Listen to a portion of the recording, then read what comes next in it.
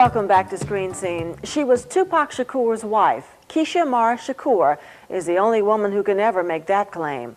And now in her first television interview, Keisha speaks out about her life with a sling. She has been a name on the sidelines for decades, a shadow in the legend of hip-hop's most fiery icon.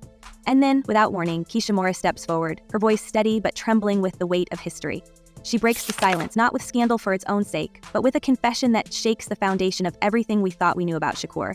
The secret wasn't in the headlines, it wasn't whispered in back rooms of record labels or in the gossip of tabloids. It was hidden behind steel prison gates in the quiet vows of a marriage that the world never saw.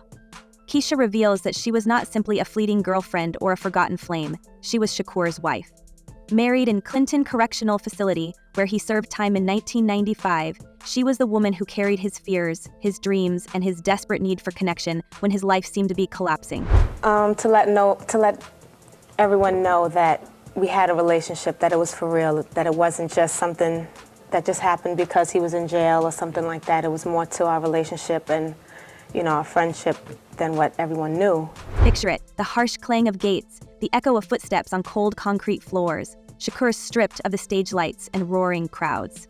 Here was no outlaw hero, no defiant voice of the streets. Behind those walls, he was vulnerable, terrified of fading into obscurity, uncertain of whether he would survive the forces closing in on him from every direction. And in that darkness, Keisha stood as his anchor. The marriage, signed into existence with guards watching over, was his lifeline, a desperate act to tether himself to love and stability. For Keisha, it was more than vows on paper. It was proof that even legends crave ordinary affection, that beneath the hard-edged bravado, Shakur was a young man who wanted a home, a partner, a future. Do you think people had this misconception about Tupac and what he was? He had two sides to him, yes. I'm not going to say he didn't. He was, but at the same time,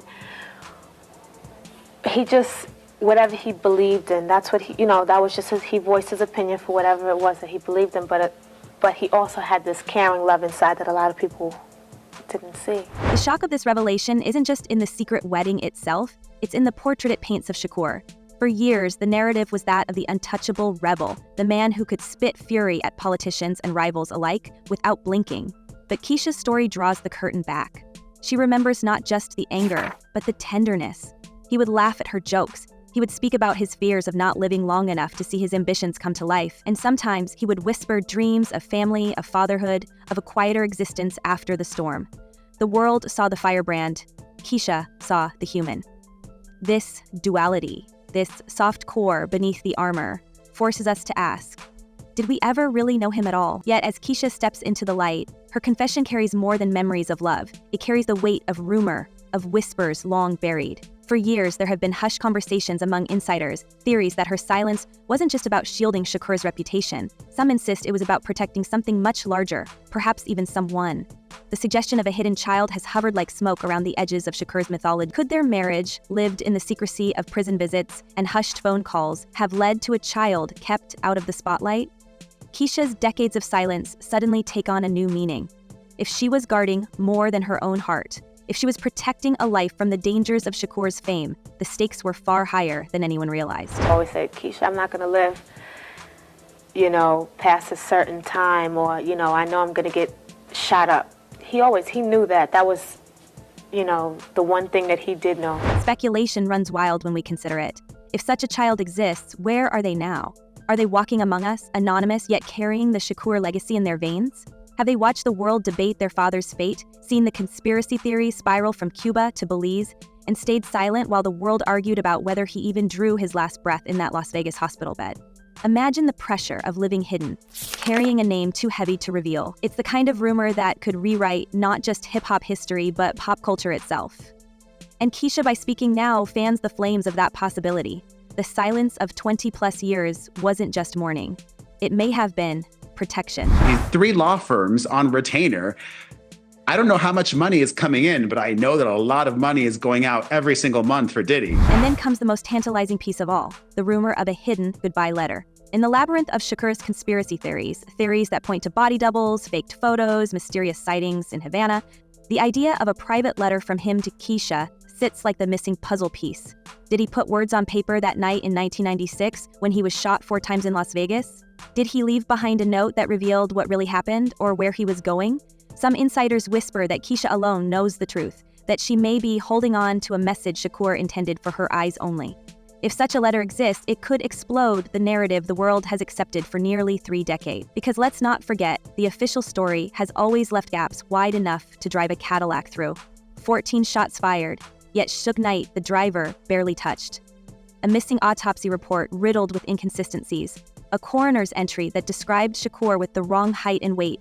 A cremation carried out by a man who vanished afterward, never seen again. His mother's cryptic statement that her son chose to leave quietly. And of course, the music. 7 albums released after his supposed passing, including one under the name Machiavelli, a clear nod to Niccolo Machiavelli, the strategist who wrote about faking one's demise. Rearrange those letters, and Machiavelli morphs into Am Alive K. Coincidence? Many doubt it. He was dead thing, and I was big man. That was the extent of our beef. Now imagine a letter from Shakur, hidden in Keisha's possession, connecting the dots. A letter that could confirm whether the Las Vegas shooting was the end or merely the escape. Could this be why she has waited until now to speak? Could her silence have been less about heartbreak and more about holding a dangerous truth? If that letter surfaces, it won't just stir curiosity. It could upend the entire mythology, confirm what bodyguards, investigators, and even Suge Knight himself have hinted at, that Shakur might not be gone at all, but alive, smoking cigars in Cuba under the watchful eye of Fidel Castro's protection. You know, I wasn't never faced with any of those issues like that. I was with him through some very, difficult times throughout his life, and I was basically his backbone. You know, he confided in me, and he never treated me bad. So I can't, go on what the media has portrayed him to be. And if that's true, if Keisha has harbored this secret all these years, what does that say about her place in the story? She wasn't just a brief chapter. She might be the keeper of the ending no one else ever had access to. We know conspiracy theorists have long clung to sightings in Havana, to grainy photos of a man who looks like Shakur at 50, to whispers from locals in old Havana bars who swear they've seen him strolling the streets. But what if Keisha has had the ultimate proof all along, folded in a letter, hidden away like a relic too dangerous to expose? As she steps forward now, her confession doesn't just humanize Shakur. It cracks the door open on one of the most enduring mysteries in music history, a marriage in secret, a rumor of a hidden child, the possibility of a goodbye letter that might not be goodbye at all. Keisha's truth reshapes everything we thought we knew and leaves us wondering what else she has yet to say. Sean had to take responsibility for what he did as an individual. Sean is the one who pulled that gun out. Sean is the one who shot. So he has to take responsibility for that. And when we look closer at the strange timing of Keisha's withdrawal from public life, the questions get louder. She didn't just fade away because her marriage ended or because Shakur was no longer at her side. Some insiders whisper she may have played a far more active role in what happened after Las Vegas.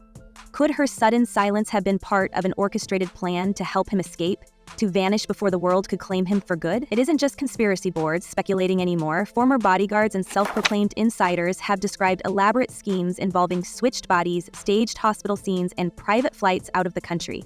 And if we accept even a fraction of those tales, someone on the inside had to help manage the cover. Someone close enough to know his fears, his habits, and his deepest secrets. Keisha fits that description almost too perfectly. She had intimate access, she had motive to protect him, and she had reason to disappear herself once the world was convinced he was gone. The more we examined her role, the more it resembled a carefully chosen silence rather than a broken-hearted retreat. After all, Keisha wasn't a hanger-on or a casual fling. She had been his wife, sworn into his inner circle under the most extreme circumstances. She understood the prison system, she knew the lawyers, she handled his calls and his personal dealings when he was cut off from the outside world. She wasn't just a romantic partner, she was a logistical anchor.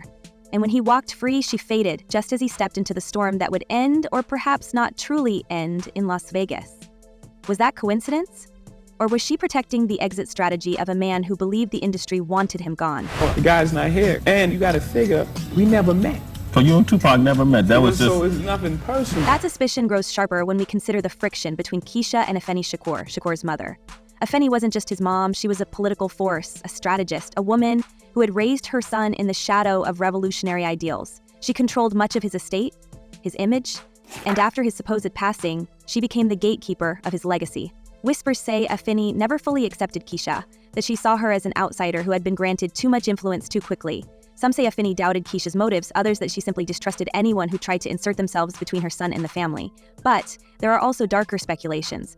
that Afeni may have known something about Keisha's potential role in the escape, and that her icy distance was as much about burying dangerous truths as about family politics. Imagine the tension. On one side, Afeni, fiercely protective of her son's legacy and the public story that he was gone, a martyr of the East Coast-West Coast feud. On the other, Keisha, holding memories, paperwork, and possibly even a letter that contradicted that narrative. Did Afeni see her as a threat? Did she fear that Keisha's voice could destabilize the empire she was trying to protect? If Keisha had knowledge of a staged departure, if she had evidence of a hidden child, or even fragments of Shakur's private plans that would make her the most dangerous person alive to those invested in the official story, no wonder she was nudged into the shadows, her story left untold until now. You know, he liked to give to a lot of people. He liked to help whoever it was that he could. But a lot of people didn't get a chance to see that. For Keisha, retreating into that shadow came with a heavy psychological price. Loving Shakur meant living in a constant state of contradiction. One moment basking in intimacy with a man who laughed, dreamed, and confessed his fears. The next being pulled into a world that painted him as dangerous, untouchable, even doomed. That duality fractured her sense of stability.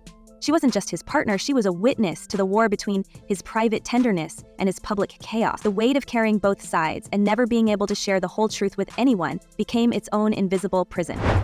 Jay-Z got his whooped by his sister-in-law on camera. What's her name? Solange. You got it. The feds ain't step in and do nothing. The feds don't care about you getting your whooped. Isolation followed her everywhere. While fans mourned loudly in the streets after Shakur's supposed passing, Keisha had to mourn in silence, unable to explain the depth of her connection or the complexities of what she knew. She couldn't openly claim her role in his life without inviting scrutiny, judgment, or worse, exploitation. Instead, she endured the strange loneliness of grieving a husband the world didn't even realize she had been married to. Every mural, every candlelight vigil, every posthumous song became a public reminder of a loss she was forbidden to fully acknowledge. That silence often mutates into guilt, and for Keisha, the guilt was layered. Did she feel she hadn't done enough to save him? Did she replay their conversations, wondering if she could have altered the course of events, or perhaps revealed more of what she knew? The rumors of his disappearance added a darker twist. If he was alive, hidden somewhere far from the chaos, then her silence wasn't just about grief, it was about complicity. Carrying that secret would have been a daily torment. A reminder that every time she looked at his image on a t-shirt or a magazine cover, she might know more than the world ever would. Them to see the vision. But I mean, you know, I'm gonna be honest with you about that. I'm glad. Because I don't think that dude would be as successful and billionaire that he is had they signed him. Because this is when Jay was doing that, you know, that fast rapping stuff, you know, what him and Jazz-O created. You know, so he was doing that fast rapping thing. And, you know, that style, it was hot for a minute and then it kind of went away, you know. I think Twista may have been the only one that really survived that whole, you know, era of that, you know. So, I mean, I don't think that Jay would have really blew up had he came out, you know, with that flow, you know.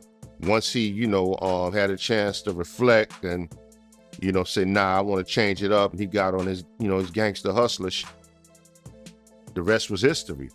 So, I mean, I'm glad that we didn't get him a deal. I'm glad I didn't get him a deal. Because what he did on his own and figured out, that was the ticket. The shadow of controversy didn't help her healing. Shakur's name was constantly dragged through the headlines. Legal battles, feuds, conspiracy theories, and endless debates about who orchestrated his downfall. For Keisha, each new theory must have felt like reopening a wound. She was tethered to the storm long after she tried to walk away, her own life and choices overshadowed by the gravity of his. Being tied to a legend meant that even her silence became a subject of speculation, turning her private pain into a spectacle she never asked for. Over time, those scars hardened into resilience, but they never disappeared. Keisha's story is not just about the man she married, but about the emotional toll of loving someone larger than life and surviving the fallout. Her struggle embodies the hidden cost of proximity to greatness, the loneliness, the guilt, the erasure of self beneath the glow of a cultural icon. And in a way, her silence wasn't only protecting Shakur, it was also the armor she needed to protect herself, to find a life outside his shadow while still carrying the weight of everything she knew. Because him and Diddy was giving that deal, we gotta keep these East Coast rappers down.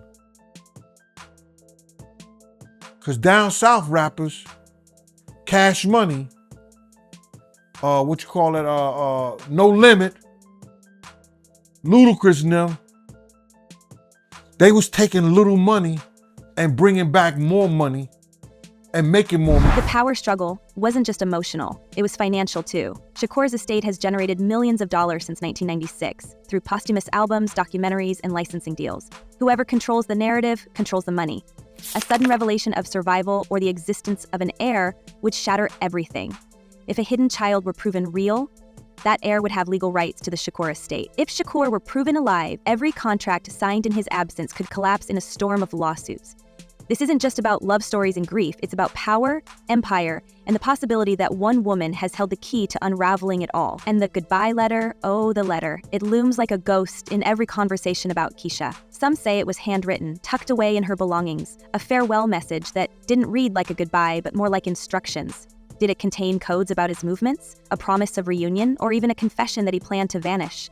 Others suggest the letter might not have been physical at all, but encrypted within his music, in verses that only Keisha could decode. Remember, Shakur had already adopted the name Machiavelli, a strategist who famously faked his own downfall. If anyone knew how to bury secrets in plain sight, it was him. The idea that Keisha could be the only one holding the full translation makes her revelation today even more electrifying.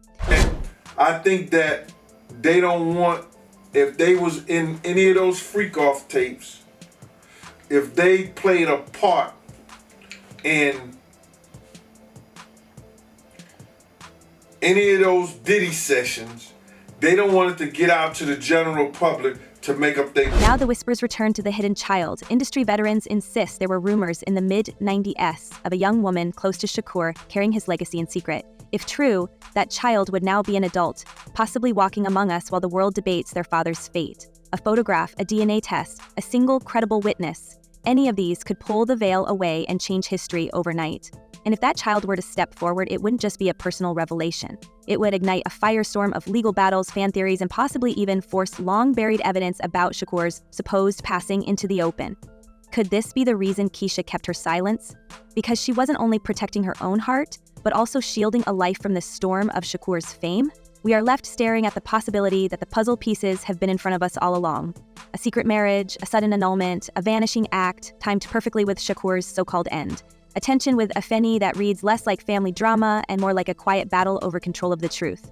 And always, at the center, the possibility of a hidden heir and a letter that could confirm or collapse the entire narrative of one of the world's greatest musical icons. If Shakur really is alive, living somewhere in the Caribbean or walking incognito through Havana as so many claim, what would it take to bring him back? Would it be his mother's passing, the voice of Keisha finally releasing the full truth, or the public emergence of a son or daughter carrying his bloodline? So we ask you now, if the day comes when Shakur steps forward, do you believe the world will embrace him as a survivor or condemn him for the greatest deception in music history?